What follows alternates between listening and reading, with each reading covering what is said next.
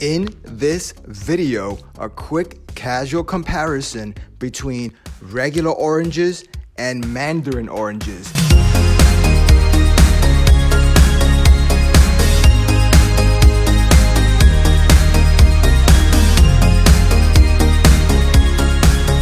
Welcome back to the channel, guys, and let's dive right in with some of the differences between the regular orange and the mandarin. And I'm going to start with one of the coolest differences between the two, and that is that with a regular orange, as everybody's aware, you have to peel it, and you're going to need a knife or some type of kitchen utensil specializing in removing peels from fruits or vegetables. However, with the mandarin, you have the awesome convenience factor that you could remove the peel with your hands and your fingers. It's very easy to puncture that peel with your fingers, and 9 times out of 10, you're not gonna have any problem with quickly and easily removing that peel without any type of kitchen utensil at all, just with your hands, and that's a great convenience. From an agricultural standpoint, technically speaking, oranges, which are technically classified as sweet, are a little bit more fragile than the mandarins, and that is primarily because mandarins, which are classified as the bitter orange, is actually more resistant to cold weather temperatures. And you're gonna see that in the supermarket, especially during maybe colder winter months, you might notice, if you pay attention, that the mandarins are still gonna be there in full force, but occasionally you might find that the regular oranges sometimes are gonna be in a little bit shorter supply if you pay attention. But anyway, agriculturally speaking, mandarins, a winner. They're a little bit tougher, a little bit more robust, can resist the winter a little bit better than regular oranges. From a nutritional standpoint, technically speaking, the orange does contain fewer calories and contains more protein and fiber than the mandarin. However, the mandarin fights back with higher concentrations of vitamin A, vitamin E, and has certain vitamin Bs in higher concentration that the orange does not have as much of. So both are good. Both, I think, are nutritious, and you should consider buying both from the just nutritional aspect of things. I like the fact that I can put a lot of things into my hoodie pockets. Check out the size difference of the regular orange versus the mandarin. They both fit comfortably in my hoodie pockets, but clearly one definitely is bigger than the other, and the size differential is significant when you look at them side by side. Like with any other kind of fruit, yes, it does contain carbohydrates in the form of fructose. However, also like every other kind of food, actually, they contain calories because carbohydrates have 4 calories per gram. And like every other food source, the thing that matters most, guys, is how much calories you consume versus how much you're burning. So as long as you don't overeat in terms of your overall caloric consumption for the day or for the week, you're not going to gain weight, as long as you account for those calories the same way you would for, any other type of food that you're consuming. As long as you don't go over the calories that you're burning or that you need to maintain your weight, you're not going to gain weight. And if you actually reduce your calories, the opposite will happen. You will actually lose weight, regardless of whether you're eating a certain amount of fruits or whether you're eating on the keto diet, where you minimize or eliminate your carbohydrates for a certain period of time. That's not going to be an issue, guys. Fruits are very, very healthy for you. You can't go wrong with these mandarins or oranges. They're great for you. And again, vitamin C, that's a big thing these days.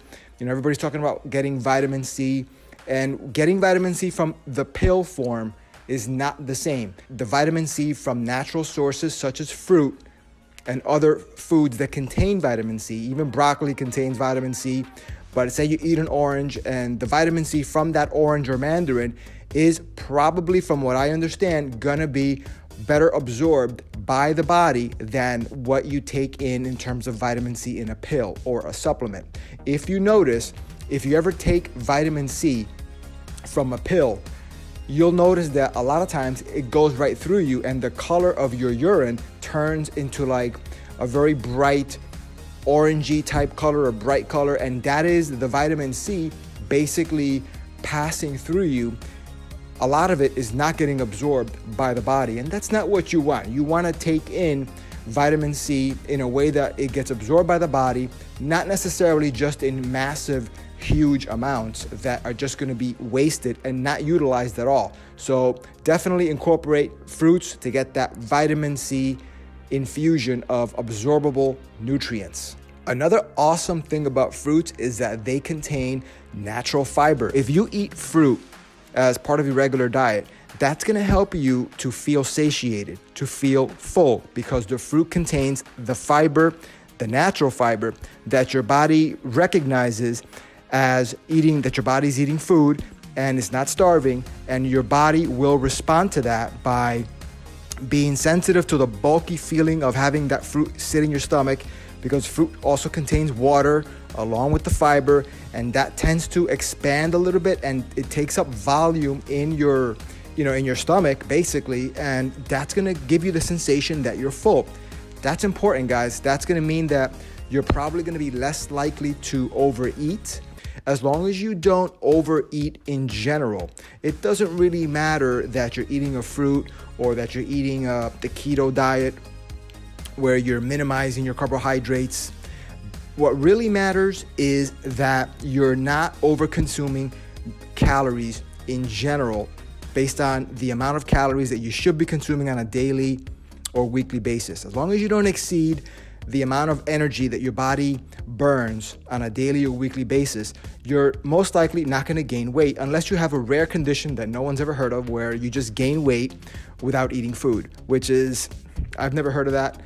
Maybe it exists, I'm not sure, but most people, you're gonna have to obey the laws of thermodynamics, and that means that if you eat less calories than you burn, you're gonna lose weight. If you eat the same calories of what you're burning, if you have that little maintenance level sweet spot, then you're probably not gonna gain weight and you're not gonna lose weight, you'll stay right where you're at. So that's just one thing that people, kind of like a myth, carbs, carbohydrates, especially fruits, for whatever reason, they're very healthy for you, but they get a bad rap because they contain sugars in the form of fructose, and people just have a bad misconception about sugars in light of the latest, keto trends that are out there. I'm not bashing keto. I think if it works for you, that's great.